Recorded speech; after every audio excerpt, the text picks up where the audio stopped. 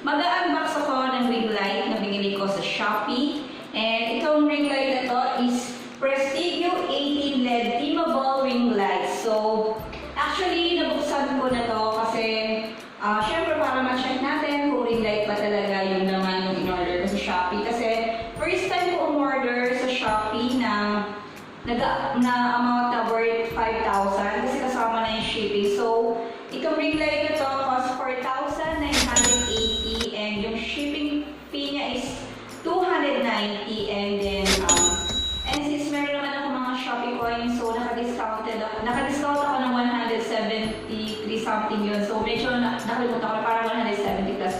So, ilalagay ko na lang sa description box yung kung magkano yung exact binayaran ko is 5,039 kasi nga naka-discount ako kasi meron akong Shopee coins na naipon sa Shopee. Kaka-shake ko, so naka-ipon ako ng 173. So, ayan, simulan na natin. So,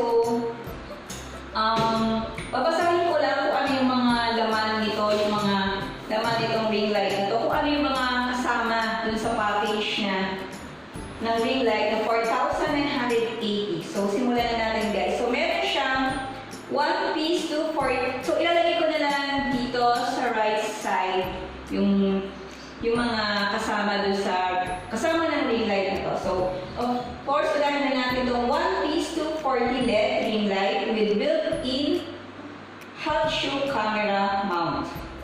And 4 pieces orange diffuser panels for warm lighting. 4 pieces white diffuser panel for cool lighting. 1 piece AC power adapter cord and plug. 1 piece RL18 carry bag.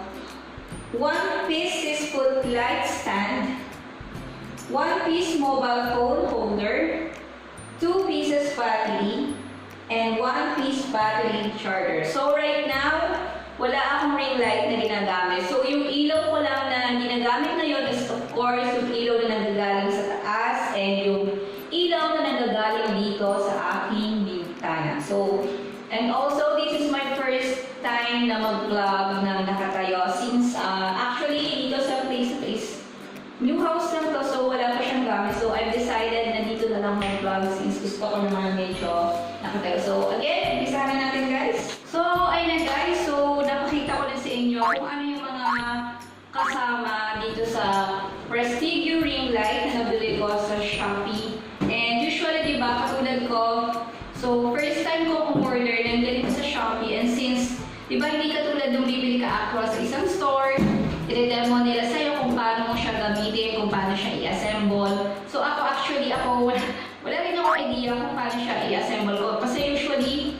yung napapanood ko kasi sa YouTube na mga puro unboxing lang, pero hindi, di ba iba't ibang brand, so hindi masyadong well detailed yung pagpapakita kung paano nga ba ina-assemble ang Ringlight. So, yun. So, simulan na natin since guys, medyo, actually nagpatulong ako sa iba kung paano siya i-assemble and ayun. So, ang gagawin ko for today is i-assemble natin yung Ringlight na nabili ko sa Shopee. So, by the way, bakit nga ba Prestigio yung binili ko na Ringlight? Kasi marami akong nakikita magandang review dito sa Ringlight na to and yun, kaya siya yung binili ko and since ito lang din yung nakita ko na pwede kong ma-order sa Shopee. Although meron pang ibang mga Ringlight na mas maliliit na 600, 700. So, parang gusto ko talaga yung mas malaki na. Actually, itong Ringlight na to is nabili ko sa una kong sweldo sa YouTube. So, I'm very thankful dahil nga nakasweldo na ako, sabi ko, bibili ko talaga ito ng Ringlight. Kasi sa mga previous videos ko, wala akong ginagamit ng Ringlight. So, medyo yung ibang video, medyo madilim. So, I decided talaga na kailangan ko talagang magka-Ringlight na. So, simulan na natin guys. So, first, ito yung pinakang stand niya. So, actually, nung first ko ito makita, hindi ko alam kung paano ito itatay. Sabi ko, nakadali ko ba ito? Kasi nga, wala nga akong idea. Kasi nga, di ba, hindi naman ito na-assemble sa akin. In-order ko lang ito sa Shopee. So, dito, may pilitan siya. So, i-ano lang natin siya. So, yung parang tayong, igagano lang natin siya. So, parang umbrella. So, pihitin mo lang may pihitan dito, then ibuka mo lang siya. Ganyan. So, ayan. So, ito na yung pinakang stand niya. So, medyo aagas muna tayo kasi medyo malaki to. So, ayan. So, ikaw lang bahala guys kung hanggang kaluang yung gusto mo. Kung ito na yung okay sa'yo, kung gusto mo pang ibuka siya ng bukang-buka, it's up to you. Pero okay na yung ganito. Pwedeng ganito, mas bukang-buka, pwedeng ganito lang. So, it's up to you kung hanggang saan yung gusto mo din. Kung ito na yung gusto mo, so, pwede mo na siyang i-lock. Huwag natin kalimutan i-lock. So, ayan, okay na siya. Naka-lock na siya. And then, so ito naman, yung pinakang-height niya. Depende sa'yo kung anong gusto mo, kung gaano siya kataas yung gusto yung ring light mo. So, umpisahan na muna natin siyang pataasin. So, may pilitan ulit siya dyan. Then, angat lang natin. Other one.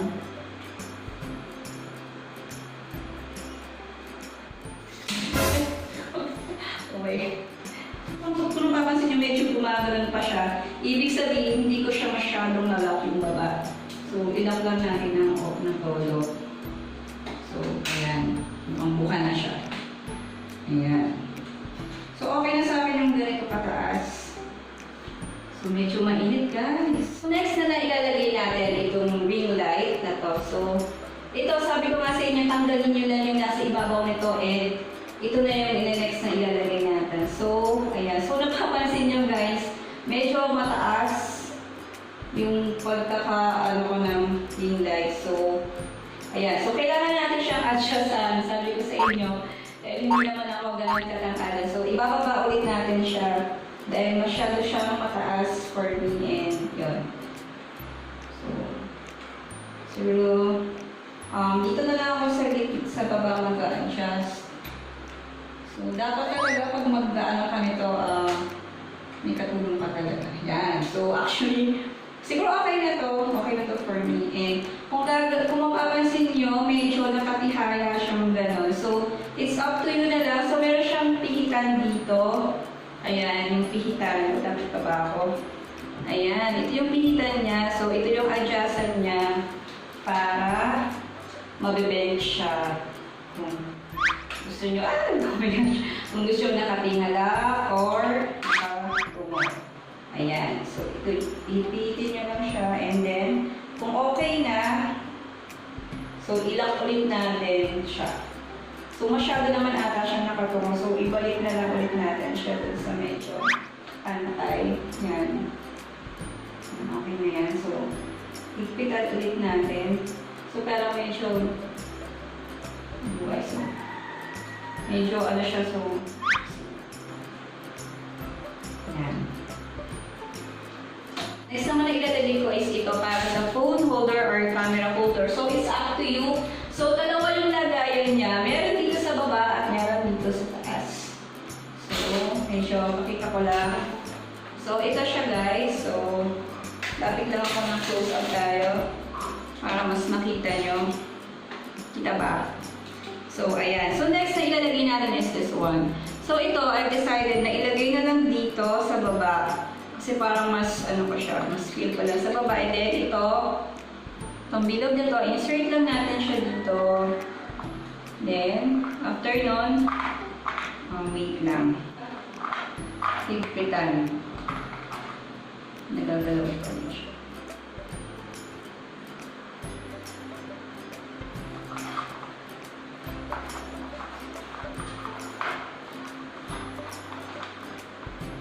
So, make sure na kapag ilagay natin siya, hindi siya nagagalaw. So, ngayon, hindi na siya nagagalaw. Ibig sabihin, may higpit na. And then, itong shoe mount, ang tawag dito, shoe mount camera ba yung tawag dito. So, ilagay naman natin siya dito. And then, after nun, ito ng phone holder or camera holder. So, it's up to you kung gusto mo nakaganito o kung gusto mo nakaganyan. So, nakaganito or kasi dalawa yung butas niya. So, may option na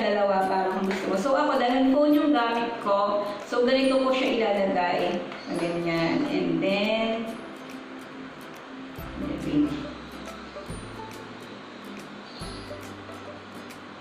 so, ayan. Okay na siya. Mahigpit na siya.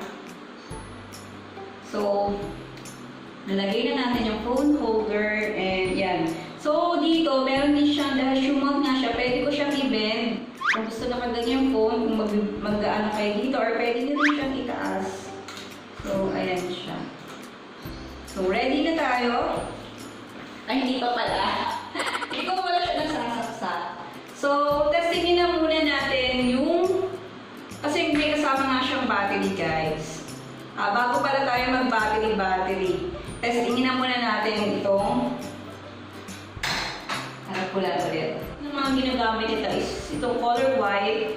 So, ito kasi pang warm white. Kung gusto natin medyo yellow ang pagka-color. So, ako parang mas feel ko yung white para mas makuti. Pero, try pa rin natin kung ano yung mas maganda. So, unahin ko na muna yung mix. So, black and, So, white and yellow muna yung unahin ko. So, try natin, guys.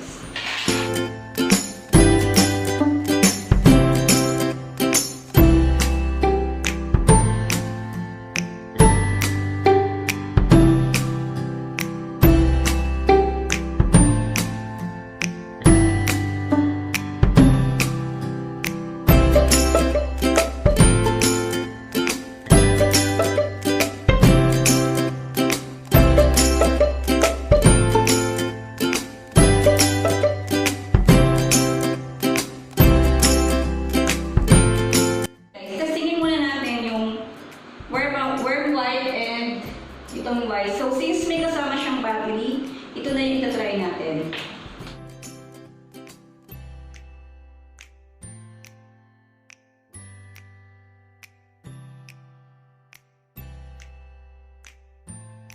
By the way, yung gagamitin ko, ulitin ko lang, is yung rechargeable na battery. So, ayan. Diyan! So, ayan, yung liwanag niya, guys. Oh, ayan, diba? So, ito yung pinaka hindi maliwanag. Hindi maliwanag. So, may adjustment siya dito, guys. Kung gusto nyo yung pinaka maliwanag, so ito. Ayan, naliwanag na niya, guys. So, hello, guys! Welcome back to my channel. So, ayan. Okay ba? Parang puti ko, diba? Oh, pak na pak-girl, ang ganda. So, ito pa, tingnan natin yung pinakamaliwanag niya. Oh my gosh, sobrang liwanag niya. Hanggang ito na natin. So, ayan. Sobrang liwanag.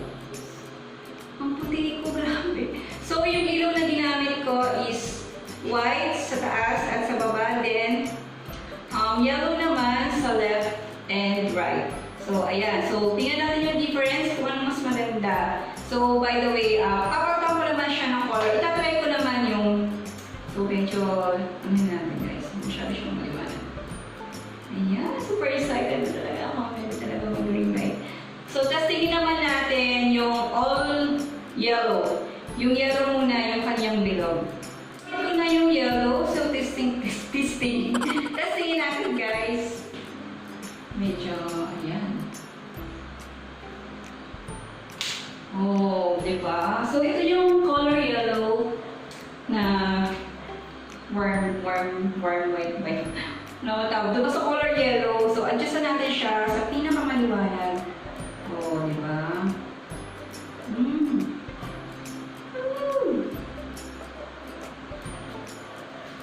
So, ang liwanag niya, guys. So, ano ba mas maganda?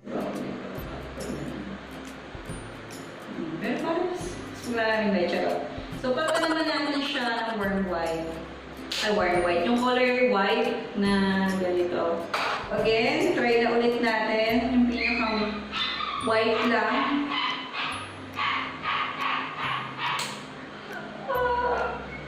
Mas gusto ko talaga to. Mas gusto ko. So, ito pa yung hindi maliwanag. So, ito yung pinakang maliwanag. So, ayan. Sobrang liwanag naman yan. So, So, patayin ko yung ilaw nga pala kung anong itsura nitong ring light na to kapag ako yung ilaw. So, try natin. Yeah. Kapag walang ilaw, so try natin ilapit na yung phone dito sa face ko and let's see.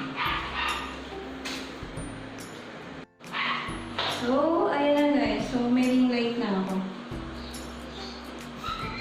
Parang masyado siyang maliw, masyado siyang nakakasilaw pala pag masyadong maano yung liwanag. So, dapat, ano lang talaga, hindi ganun ka, and, ayan. So, medyo haggard na yung face ko kasi, nag-vlog ako, so medyo mainit dito sa aking pinag-vlog kasi nga wala pa siyang masyadong gamit. So, ito yung nga pala yung walang ilaw. So, try ko na rin buhayin yung ilaw. So, tingnan natin kung ano yung itsura. Pawisan. So, ang init. So, ayan. May ring light na tayo, guys. So, may nagbago ba? So, patayin ko nga kung ano yung itsura kapag walang ilaw, pag walang ring light. Oh, parang mas maganda pag walang ring light. Charot. Hindi kasi pag may ring light, parang masyadong maliwanag. So, dapat pala, less lang natin yung ilaw. Kasi kanina, pag mag-ring light, kasi parang masyadong maliwanag. So, try ko adjustan para mas maganda pag walang ring light. Charot. Mahin ulit natin.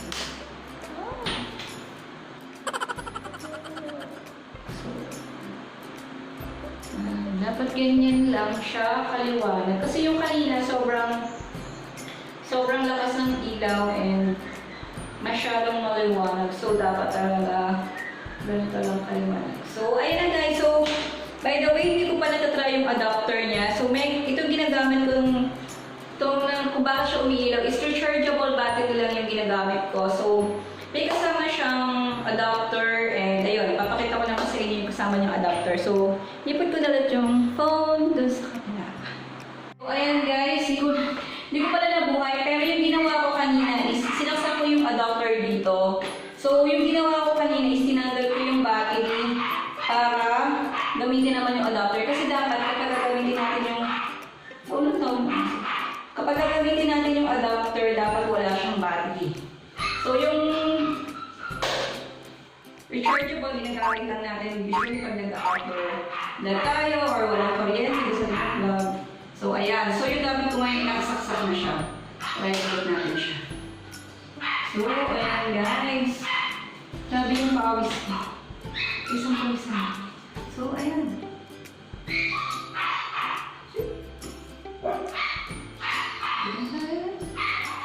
Ganda talaga yung white. Mas gusto ko yung white. Sabi yung pawis ko. Kasi dun sa may worm. So, ano yung orange panel, orange diffuser panel tawag. So, mas feel ko talaga yung white. Ayan, nare-like na ako. Thank you, YouTube!